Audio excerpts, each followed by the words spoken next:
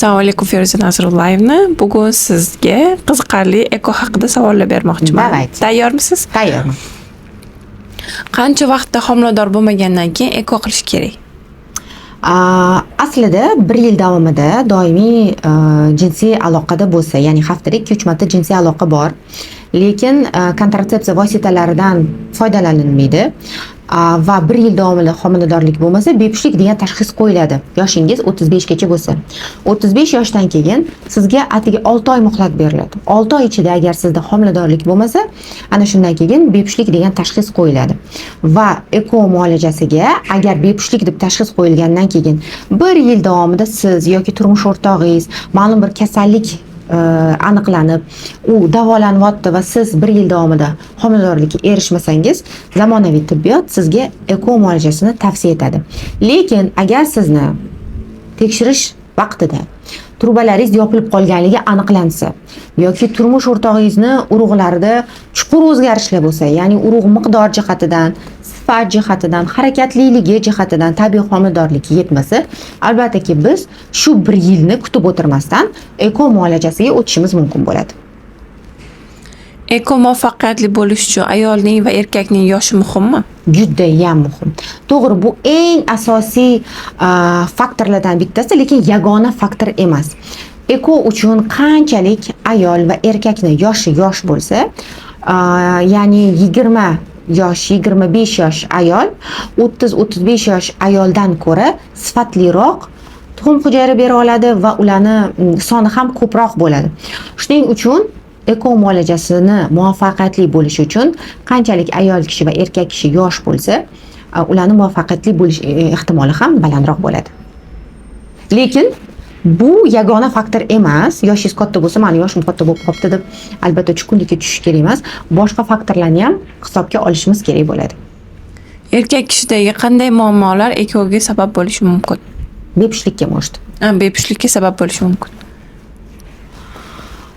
Albatta bu savolga kengroq va chuqurroq androloglardan javob olishimiz mumkin bo'ladi, lekin reproduktolog sifatida shuni ayta olamanki, agar erkak spermogrammasida, urug'ida 1 millilitrda 15 milliondan kam spermatozoidlar bo'lsa va ularni harakatliligi protsentlari kamaygan bo'lsa, ya'ni A plus B harakatliligi degan ko'rsatkichlar bor. Ushbu ko'rsatkichlar 30% dan kam bo'lsa yoki sog'lom spermatozoidlarning soni 4% dan ko'p bo'lishi kerak, bular kamaygan bo'lsa, bepushtlikka sabab bo'lishi mumkin. Xo'sh, qachon aslida bunaqa holat bo'ladi?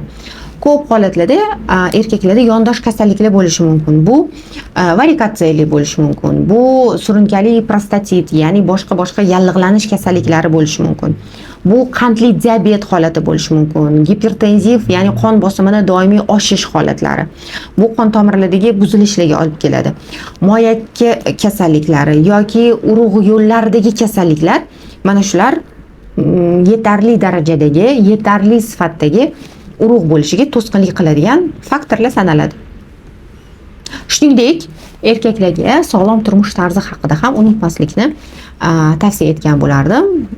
Noto'g'ri turmush tarzi, ya'ni uxlash kerak bo'lgan paytda uxlamaslik, ortiqcha tana vazni, kam harakatlik, chekish, ichish va hokazo boshqa zararli odatlar urug' sifatini va sonini kamayishiga albatta ta'sir ko'rsatadi.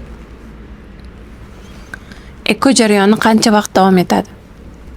Eko jarayoni 5 ta etapdan iborat bo'ladi. Bu tuxumdonlarning stimulyatsiyasi, stimulyatsiya qilingan tuxumdonlardan folikularni terib olish, terib olingan folikular bilan urug' hujayrani urug'lantirish va embrion transfer bosqichi, ya'ni bachadonning ichiga embrionni ko'chirib o'tkazish va albatta ko'chirib o'tkazganimizdan keyin 10-12 kun davomida uni natijasini kutamiz. Ko'p holatlarda embrionlarni stimulyatsiya qilingan oyda ekmaganligimiz, bachadon ichiga o'tkazmaganligimiz sababli birinchi 2-3 ekan, 3 ta bosqichni amalga oshirishimiz uchun bizga bitta hayz siklini taxminan 14-16 kun vaqti kerak bo'ladi va bachadonga embrionni ekish uchun esa hayzni keyingi siklida taxminan hayzni 19-20 kunlari bachadonning ichiga embrionni ekish mumkin bo'ladi. Qalqon usmon bezdagi muammolar eko muvaffaqiyatiga ta'sir qiladimi? Juda ham ta'sir qiladi. Chunki ketma-ket ekoni muvaffaqiyatsiz bo'lishi, yoki ketma-ket homila tushishi holatlarida juda ham qalqonsimon bez kasalliklarini o'rni katta. Hattoki xalqaro konferensiyalarda ham bunaqa holatlarda albattaki TTG gormonini tekshirishni tavsiya etishadi. Reproduktiv yoshdagi homiladorlik rejalayotgan ayolni TTGsi 1-1,5 dan 2-2,5gacha oraliqda bo'lishi tavsiya etiladi. Chunki qalqonsimon bez kasalliklari nafaqat homilani ushlab qolish uchun zarar bo'lishi mumkin, balki tug'ilajak farzandni aqliy qobiliyatlariga ham ta'sir etadigan sabablardan bittasi hisoblanadi. Ortiqcha vaznchi, uni ham ekoga muvaffaqiyatiga ta'siri bormi? Albatta. Juda ham ko'p tadqiqotlar, ayniqsa so'nggi 2 yil davomida bu tadqiqotlar juda ham ko'p miqdorda tashkil etadi. Tana vaznini bevosita homiladorlik natijasiga, ekoni natijasiga ta'siri borligi isbotlandi. Qanchalik ortiqcha tana vazni ko'p bo'lsa, shunchalik afsuski ekoni ham, tabiiy homiladorlikning ham muvaffaqiyati kamayib boradi. Bundan tashqari, ortiqcha tana vazni ko'p holatlarda bu yuqori insulin degani. Yuqori insulin esa o'z navbatida genetik muammoli embrionlar bo'lishiga ham ta'sir etishi mumkin. Shuning uchun siz agar tabiiy homiladorlik rejalayapsizmi yoki eko yo'l bilan homiladorlik rejalayapsizmi, qanaqa homiladorlik rejalashingizdan qat'iy nazar, homilador bo'lishdan oldin ortiqcha tana vaznini yengib o'tib, keyin homilador bo'lishingizni tavsiya etgan bo'lardim. Chunki hammaga ma'lum, homiladorlik paytida siz osongina yana shu vazningizga 20-30 kilogramm vaznni yig'ib olishingiz mumkin. Lekin oddiy qilib tushuntirganda yuragimizda aytamiz shu mushtimiz kabidir. Yuragimiz biz semirganimiz sari u kattalashmaydi. 50 kilogrammli tana uchun ham shu yurak, 150 kilogrammli tana uchun ham shu yurak. Endi tasavvur qiling, homiladorlikni ortiqcha vazn bilan oldingiz.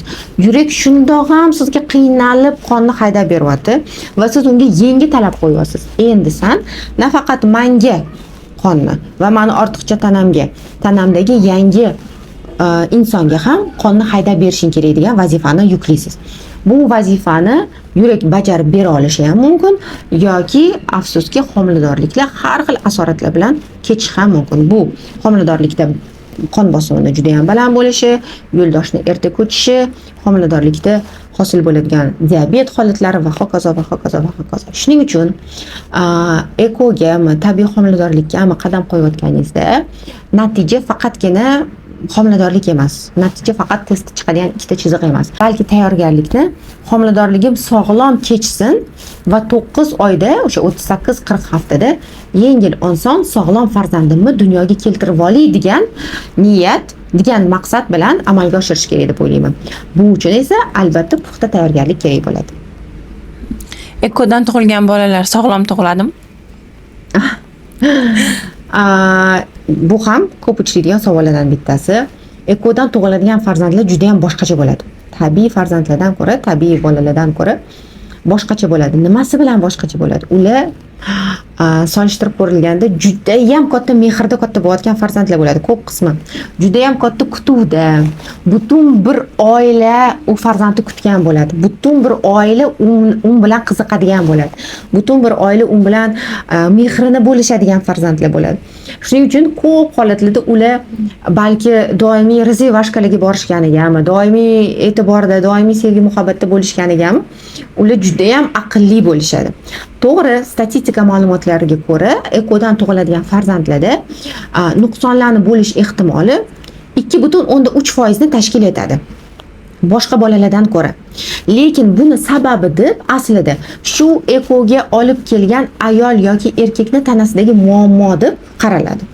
Yoki ekoga ko'p holatlarda 30-35 yoshdan keyin murojaat etilgani shu 2,3% ni sababi deb ko'riladi.